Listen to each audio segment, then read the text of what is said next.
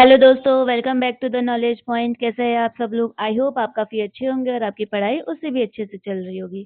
तो आज के इस सीरीज़ में हम लोग कंटिन्यू करने वाले हैं एसएस का chapter number 2।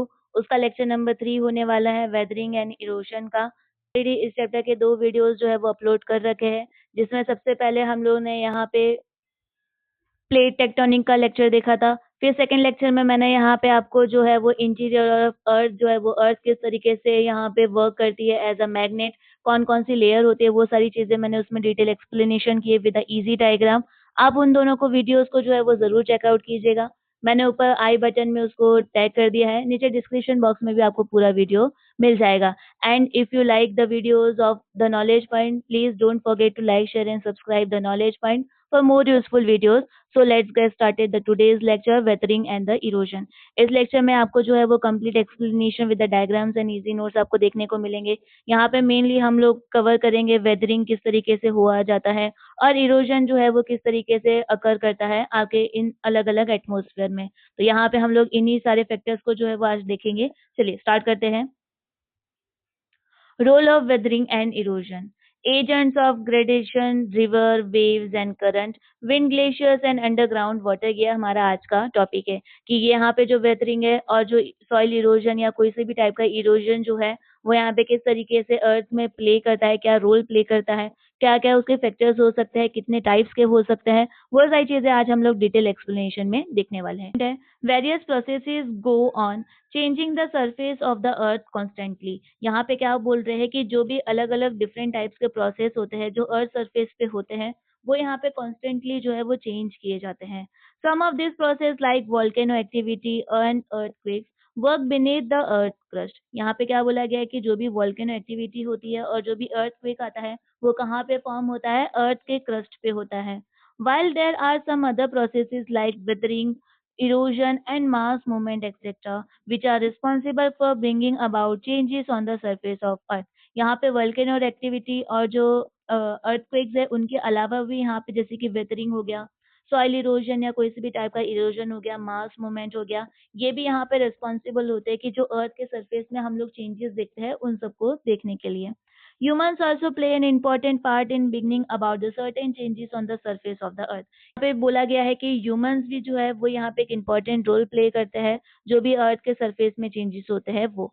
Here we shall deal with the external processes only. यहाँ पे हम लोग कौन से प्रोसेस की बात करेंगे? जो भी एक्सटर्नल प्रोसेस है, जो यहाँ पे एक विटल, विटल का मतलब यहाँ पे होता है इम्पोर्टेंट, जो एक इम्पोर्टेंट रोल प्ले करते हैं in the modifying the earth surface and help the formation of the soil. यहाँ पे हम लोग यही सारे जो प्रोसेस है, जो भी एक्सटर्नल प्रोसेस है, चाहे वो वेदरिंग हो गया, इरोजन हो गया या कोई भी ह्यूमन एक्टिविटी हो गया, उसको हम लोग आगे देखेंगे।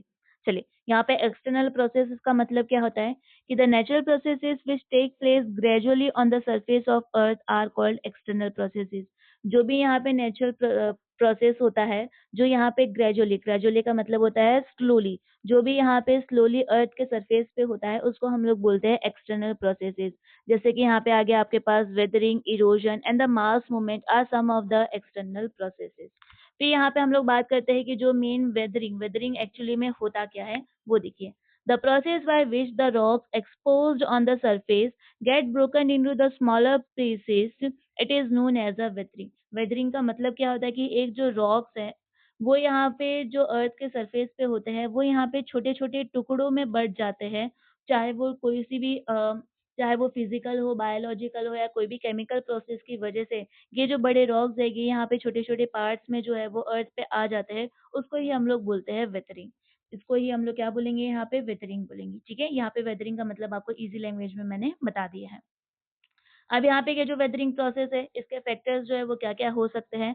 तो यहाँ पे मेनली जो है वो यहाँ पे क्या बोले गए हैं कि there are many factors which influence the breaking of a rocks into the pieces. सबसे पहला जो है वो यहाँ पे क्या होगा? Changes in the temperature and the pressure. Pressure और टेम्परेचर चेंज होने की वजह से यहाँ पे जो रॉक्स है वो छोटे छोटे पीसीज में कन्वर्ट हो जाते हैं and the continuous heating and cooling of rocks makes them break apart. चाहे वो कंटिन्यू हीटिंग हो या कंटिन्यू कूलिंग हो, वही रिस्पॉन्सिबल होते हैं यहाँ पे जो बड़े रॉक्स है उनको अपार्ट ब्रेक करने के लिए। यहाँ पे सेकंड जो बोला गया है वो वाटर को बोला गया है।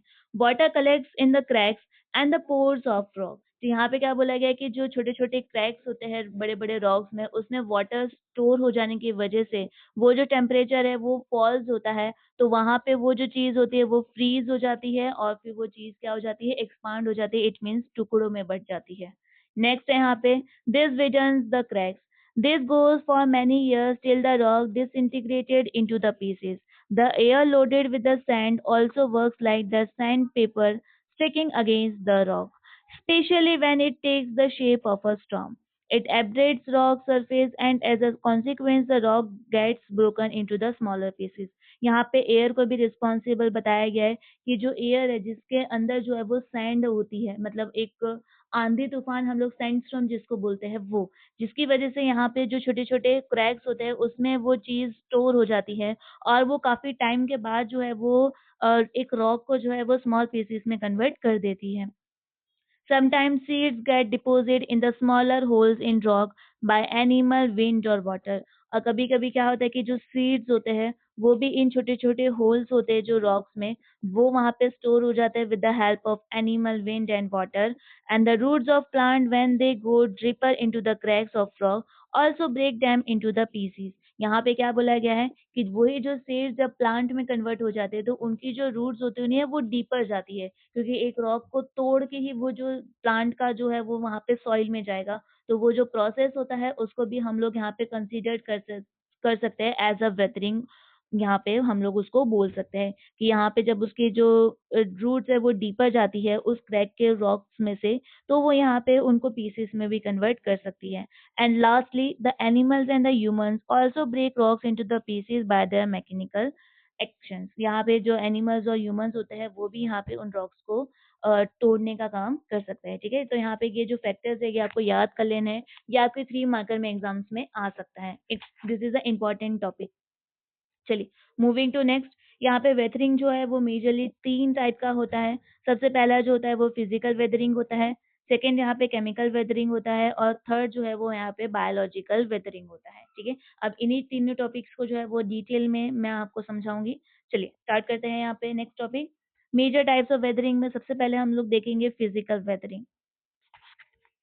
फिजिकल वेदरिंग में हमें क्या बताया गया है when the disintegration of rock takes place without any change in their chemical composition, उसको हम लोग क्या बोलेंगे, फिजिकल वेदरिंग बोलेंगे। फिजिकल वेदरिंग में क्या होता है कि जो रॉक्स होते हैं वो यहाँ पे पीसेस में कन्वर्ट हो जाते हैं बिना उनके केमिकल कंपोजिशन में चेंज किए हुए, उसको हम लोग बोलते हैं physical weathering.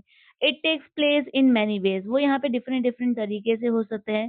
Sometime it is change in the temperature which leads to the breaking of rocks. यहाँ पे सबसे पहला जो है वो टेम्परेचर के बारे में आ गया कि टेम्परेचर की वजह से वो जो रॉक है वो पीसेस में कन्वर्ट हो जाएंगे and the outer layer of the rock expand when they get heated by the sun during the day time. यहाँ पे क्या होता है कि जो आउटर लेयर यहाँ पे आपको दिख रहा होगा कि जो आउटर लेयर होता है वो टेम्परेचर ज्यादा होने की वजह से डे टाइम में वो यहाँ पे एक्सपांड हो जाता है और वो पीसेस में कन्वर्ट हो जाता है।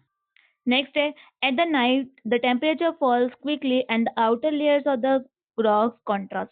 यहाँ पे क्या बोला गया है कि डे टाइम में तो वो एक्सपांड हो जा रहा है बट जैसे ही नाइट में उनका टेम्परेचर कम होता जा रहा है तो जो आउटर लेयर है ना वो यहाँ पे कॉन्ट्रास्ट मतलब सिकुड़ जाएगी। As a result the outer parts of a rock are loosen and they break into part away with the main rock. और यहाँ पे यही टेम्परेचर गिरने की वजह से उनका जो स्ट्रेंथ है वो लूज़न होना स्टार्ट हो जाएगा और वो यहाँ पे मेन रॉक से जो है वो अलग होते जाएँगे। This peeling of this outer layer of the rocks is called exfoliation which is quite common in the granitic rocks. यहाँ पे क्या बोला गया है कि ये जो पीलिंग पीलिंग का मतलब यहाँ पे ये जो आउटर लेयर का एक्सपांड हो जाना या एक्सफोलिएट हो जाना उसको हम लोग बोलेंगे एक्सफ्लूडेशन, जो यहाँ पे ग्रेनिटिक रॉक्स जो है उसमें दिखना कॉमन है। And sometimes in the cold lands water in the cracks of rocks freezes and expanded. और यहाँ पे जो कोल्ड लैंड होते हैं उसमें क्या होता है कि जो चाहे वो आइस के फॉर्म में हो या किसी भी फॉर्म में यहाँ पे वाटर अगर उनके क्रैक्स में स्टोर हो जाता है देन जब टेम्परेचर गिरेगा तो वो यहाँ पे फ्रीज हो जाएंगे and then expand the and the main rock is separated from the others. Contradiction takes place when the ice melts. As described above, the alternative expansion and contraction leads to the development of cracks in the rock. If the water enters these cracks, it may freeze into the ice and exert great force. जो मैंने आपको अभी बताया कि यहाँ पे ice के form में अगर वो यहाँ पे फ्रीज हो गए तो वो ग्रेट डायरेक्ट फोर्स की तरह जो है वो रॉक्स को पूरा अलग कर देंगे। As a result the cracks are widened and ultimately the rocks breaks into the pieces. This is called the frost action. यहाँ पे फ्रॉस्ट एक्शन का मतलब क्या होता है कि यहाँ पे जो आइस है वो अगर फ्रीज हो गई and with the great force, जिसका रिजल्ट क्या होता है कि जो रॉक्स होते हैं उसमें क्या होता है कि जो क्रैक्स आ जाते हैं वो यहाँ पे वाइडन हो जाते हैं, खुल जाते हैं और अल्टीमेटली जो रॉक्स होते हैं वो यहाँ पे पीसेस में कन्वर्ट हो जाते हैं, जिस प्रोसेस को बोला जाता है यहाँ पे फ्रॉस्ट एक्शन। ठीक है, यहाँ पे मैंने आपको वेदरिंग का एक एग्जांपल बताया गया है कि break down of rocks into the smaller pieces without any change in the chemical composition, उसको यहाँ पे फिजिकल वेदरिंग बोला जाएगा। और यहाँ पे कि टेम्परेचर की वजह से हो सकता है, वाटर की वजह से हो सकता है, या तो नाइट में टेम्परेचर चेंज हो रहा है, दिन में टेम्परेचर चेंज हो रहा है, पीलिंग ऑफ रॉक्स जो है, फ्रॉस्ट यहाँ पे एक्शन जो है, this are the responsible factors that affect the physical weathering. ठीक है, यहाँ पे हमारा पहला टाइप क्लियर होता है। नेक्स्ट है हमारे पास यहाँ पे केमिकल वेदरिंग। केमिकल वेदरिंग में सीधी सी बात है, उसके नाम में ही उसका मीनिंग है कि यहाँ पे उसकी केमिकल कंपोजिशन में चेंज किया जाता है, वो होता है केमिकल वेदरिंग। देखिए, due to the chemical reaction of water और air, certain portions of rock are dissolved, producing interesting features like cavities, sinkholes, and the caverns, and these are called the chemical weathering. Chemical weathering यहाँ पे क्या होता है कि यहाँ पे due to the chemical reaction of water and air, यहाँ पे आपको देखिए यहाँ पे पिक्चर में आपको दिखाया जा रहा है कि यहाँ पे जो वाटर और जो एयर के पोर्शन की वजह से यहाँ पे रॉक्स में जो ऐसे आपको खड्डे देखने को मिल रहे हैं, उसको यहाँ पे बोला जाता है केमिकल वेदरिंग। केमिकल वेदरिंग यहाँ पे श्रिंक होल्स भी हो सकते हैं, कैनवर्स भी हो सकते हैं। यहाँ से इन सब सारी चीजों को जो है वो किस में कंसीडर किया जाएगा, केमिकल वेदरिंग में कंसीडर किया जाएगा। सम ऑफ द सॉल्युबल मिनरल्स यहाँ पे आपको देखने को मिल जाएंगे, जैसे कि रॉक हो गया, सॉल्ट हो गया, लाइमस्टोन हो गया, सैंडस्टोन हो गया, are dissolve into the water and they are remove from their original place. यहाँ पे आपने कभी लाइमस्टोन को जो है वो पानी में डालते हुए देखा है, वो यहाँ पे थोड़ा सा भभक जाता है, उसका हीट प्रोड्यूस करता है वो, और यहाँ पे उसका जो ओरिजिनल फॉर्म है वो यहाँ पे चेंज कर दिया जाता है, तो यहाँ पे उसके ओरिजिनल प्लेस से उसको रिमूव किया जाता है, उसको यहाँ पे हम लोग बोलेंगे chemical वेथरिंग। And the gaps that develop make the rocks tumble and disintegrated because their own heavy weight। और यहाँ पे अपने खुद के वेट की वजह से ये जो रॉक है उसमें गैप आना स्टार्ट हो जाता है, उसी को हम लोग बोलेंगे यहाँ पे केमिकल वेथरिंग। यहाँ पे आपको कुछ एग्जांपल्स जो है वो जैसे कार्बोनेशन, ऑक्सीडेशन, हाइड्रेशन, सॉल्यूशन, यहाँ पे हाइड्रोलिसिस, ये सारे जो एग्जांपल्स है ये यहाँ पे केमिकल वेदरिंग के एग्जांपल्स है। ठीक है, आई होप यहाँ तक आपको क्लियर हुआ होगा।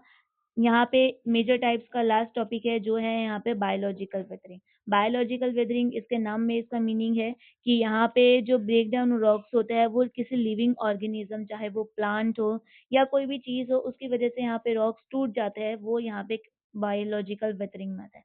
फॉर एग्जाम्पल आपने देखा होगा कि आपके जो घर की जो अंडरग्राउंड टंकी होती है ना, टैंक जैसा होता है, उसमें यहाँ पे आपके आसपास अगर कोई भी पीपल का पेड़ हो गया या वैसा पेड़ हो गया ना, तो उसकी जो रूट्स है ना वो यहाँ पे उसको भी क्रॉस कर देती है, मतलब वो एक रॉक टाइप को भी जो है वो यहाँ पे पीसेस में कन्वर्ट कर देती है, वो यहाँ पे होता है बायोलॉजिकल वेदरिंग। देखिए, animals and plants also play an important role into the breaking up of the rocks. Because of the pressure and the heat, they decay and loosen the rocks. यहाँ पे उनके प्रेशर और heat की वजह से वो यहाँ पे जो रॉक्स है उनको वो थोड़ा डीके कर देते, डिकम्पोज कर देते हैं। And the plants grow in rocks, their root cause cracks in the rocks and break them. जैसे मैंने अभी आपको बताया कि उनकी जो रूट्स होती है वो इतनी ज्यादा मजबूत होती है कि वो एक रॉक को भी जो है वो यहाँ पे पीसेस में कन्वर्ट कर देती है, जो यहाँ पे आपको पिक्चर में दिखाया जा रहा है। नेक्स्ट है, the roots of the plants also produce acidic juices which cuts into the rock material and slowly breaks the rock. यहाँ पे क्या हो रहा है कि जो रूट्स है उसमें कुछ एसिडिक जूस होते हैं, जो यहाँ पे जो रॉक्स है उनको यहाँ पे स्लोली ब्रेक डाउन में यूजफुल होते हैं। And sometimes the boring animals like rabbit and rats and even the human beings also contribute to this process. और कभी कभी यहाँ पे जो बोरिंग एनिमल्स होते हैं, जैसे कि रैबिट हो गए, रेट्स हो गए, जो अंदर रहते हैं, वो भी कहीं न कहीं जो है वो लीड करते हैं इस बायोलॉजिकल वेथरिंग को, जिसमें ह्यूमन्स भी जो है वो कंसीडर्ड हो गए हैं। ठीक है? यहाँ पे हमारे मेजर 3 टाइप्स जो है वेथरिंग के वो कन्वर्ट हो गए, जिसमें कंप्लीट हो गए। यहाँ पे जो मेजर टाइप्स ऑफ वेथरिंग है, जो हमने 3 देखे थे, सबसे पहले फिजिकल आ गया, second chemical and third biological. यहाँ पे ये तीनों टॉपिक जो है वो कंप्लीट होते हैं। आई होप यहाँ तक जो टॉपिक है वो आपको कंप्लीट क्लियर हुआ हो। अगर आपको वीडियो पसंद आ रहा है तो इसको अपने दोस्तों के संग भी ज़रूर शेयर कीजिएगा। चलिए नेक्स्ट है, यहाँ पे आगे बढ़ते हैं, इरोजन। इरोजन का मतलब क्या होता है? The act of carrying away of the weathered particles from one place to another is called erosion. यहाँ पे जो वेदरेड पार्टिकल्स मतलब जो छोटे छोटे रॉक्स फॉर्म्ड हुए हैं, उनको यहाँ पे एक प्लेस से दूसरी प्लेस पे ले जाने का जो काम होता है वो यहाँ पे इरोजन होता है। यहाँ पे इरोजन जो है वो अलग अलग तरीके से होता है, जैसे कि रिवर्स के थ्रू हो गया, रेन वाटर के थ्रू हो गया, ग्लेशियर्स, वेव्स, और जो विंड है वो इस वेदरेड पार्टिकल्स को जो है वो एक प्लेस से दूसरी प्लेस ले जाते हैं। Like weathering, erosion also take place almost everywhere and all the time. जैसे यहाँ पे weathering जो है वो यहाँ पे हर टाइम हर प्लेस पे होता है, वैसे erosion जो होता है वो almost everywhere and same time all time पे होता है. And sometimes the process of erosion is slow while at the other times it is more prominent. यहाँ पे क्या बोला गया है कि कभी-कभी ये जो इरोजन होता है उसका जो प्रोसेस होता है वो स्लो होता है, और बट कभी-कभी जो है वो यहाँ पे काफी ज्यादा प्रोमिनेंट हो जाता है.